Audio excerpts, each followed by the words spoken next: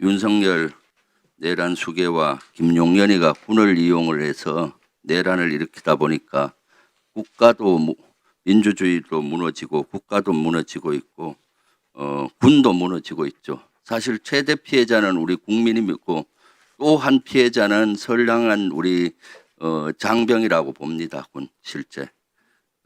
그래서 이걸 어떻게 바로 세우냐가 가장 중요한 것 같아요. 12.12 구테타로 인해서 아마 장관 대리도 저하고 동시대에 살았는데 우리 군이 신뢰를 상당히 국민으로부터 잃었잖아요. 그 당시. 예. 그걸 회복하기 위해서 장관 대리님이나 저나 40년 가까이 절치부심을 해왔고 군이 정치적인 중립을 지키기 위해 노력했지 않습니까? 예, 많은 노력을 했습니다. 네, 그래서 12.3 계엄 이전까지만 해도 우리 군이 계엄 명령을 내리면 안 따를 것이다. 이런 생각이 국민들 머릿속에서도 있었고 대다수 있었잖아요. 예, 그렇습니다. 네. 그런데 12.3 내란 이후에 우리 군의 국민으로부터 신뢰가 무너져 버려서 참 앞으로 이걸 회복하는데 저는 한 20년은 걸릴 거라고 봅니다.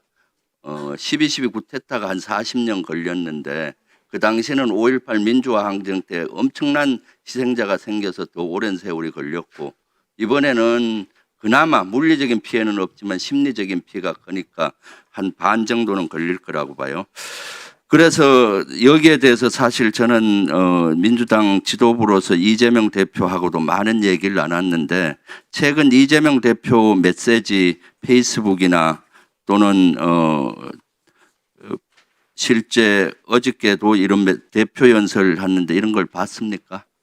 제가 이재명 대표 페이스북은 보지 않습니다. 어저께 그 교섭단체 대표 연설에도 군 관련 메시지가 있었는데 봤습니까? 예, 들었습니다. 네, 한번 보시죠. 혹시 우리 군에서 또 정치적인 중립을 이유로 이런 걸 못 봤을 것 같아서 이재명 대표의 생각이 지난 페이스북에는 이건 비상계엄 이후에 줄곧 냈던 메시지입니다. 우리 국민들은 여전히 우리 군을 신뢰합니다. 계엄을 막을 수 있었던 요인으로 불의에 저항하고 국가와 국민에 충성한 군인들을 빼놓고 말할 수 없습니다. 몰상식적이고 반국가적인 계엄 지시라도 군의 특성상 항명은 결코 쉽지 않았을 일입니다. 국회의 신속한 대응과 국민들의 적극적인 참여도 중요했지만 계엄을 무의로 그치게 한 핵심은 불법 지시를 사실상 거부한 군 장병의 양심과 용기라 해도 과언이 아닙니다. 이거 2주 전에 냈던 메시지입니다. 여기에 내용 동의하시죠? 이건 당을 떠나서. 그 다음 메시지 한번 보시죠. 어저께 국회 대표 연설에서 냈던 메시지입니다. 왜냐하면 군이 많이 흔들리기 때문에 민주당 당대표가 어떻게 생각하는지 우리 당 장병들도 아는 건 중요하죠. 불법 계엄에 관여한 것 때문에 우리 국군의 사기가 말이 아닙니다. 사실 그렇습니다. 어이없는 군사 쿠데타의 일부 고위 장성의 참여는 사실이었고 이에 대한 책임 추궁은 불가피합니다. 그러나 우리는 여전히 국군 장병을 믿고 사랑합니다. 국민과 국회가 계엄을 신속하게 막은 것도 대통령의 불법 명령에 사실상 항명하며 국가 국민에 충성한 계엄군 장병 덕분이 아니겠습니까? 불법 계엄 명령 거부권 명시, 불법 계엄 거부자와 저지 공로자에 대한 포상 등 시스템 마련에 나서겠습니다. 라는 메시지였습니다. 이것은 이재명 대표의 메시지도 저는 적극 동의하고 저의 생각과 일치합니다. 계엄이 생겼을 때 첫 국방위원회 회의에서 냈던 메시지인데 그럼에도 불구하고 우리 군은 다시는 이런 일이 없게 하기 위해서는 본위원이 생각하기에는 이것을 진상규명을 정확히 해야 됩니다. 그리고 나서 처벌은 두 번째 문제고요. 우리가 암에 걸렸을 때 몸 전체를 사실은 신체 검사를 하고 그것을 치료해야 되잖아요. 그거 인정하시죠? 예. 네, 그런 측면에서 군은 스스로 자정 노력이 필요한데 지금은 수사밖에 급급해서 자정 노력이 거의 안 보이는 것 같아요. 그래서 장관 직무대행께서는 이것을 좀 했으면 좋겠어요. 저는 군이 잘못한 게 몇 가지 있어요. 일단 윤석열과 김용현이가 군을 활용한 것이 가장 큰 잘못이고, 그것도 계엄도 비상계엄을 서울에 국한하지 않고 전국에 건 것이 가장 또 큰 잘못이에요. 군이 잘못한 건 한번 보십시오. 전시에는 우리가 작전권이 평시에 있고 전시에는 한미연합사가 갖고 있는 거나 마찬가지인데, 전시 대비해서는 대폭군 3, 대폭군 2, 대폭군 1으로 실제 명명을 하지 않습니까? 그렇죠? 평시 작전권을 갖고 있는 합참 의장님은 적이 도발을 했다든가 무장 공비가 나타났을 때 실제 사항에 경계태세 상급, 2급, 1급 이렇게 해서 실제 사항에 대한 대비를 하고 있잖아요. 장관 대리 그렇죠? 예, 맞습니다. 네. 그런데 이번에 경계태세 2급을 걸은 겁니다. 그러한 조건이 안 됐는데도 다음 페이지 보시죠. 비상계엄이 아니었으면 경계태세 2급은 안 걸었을 겁니다. 비상계엄 때문에 걸었어요.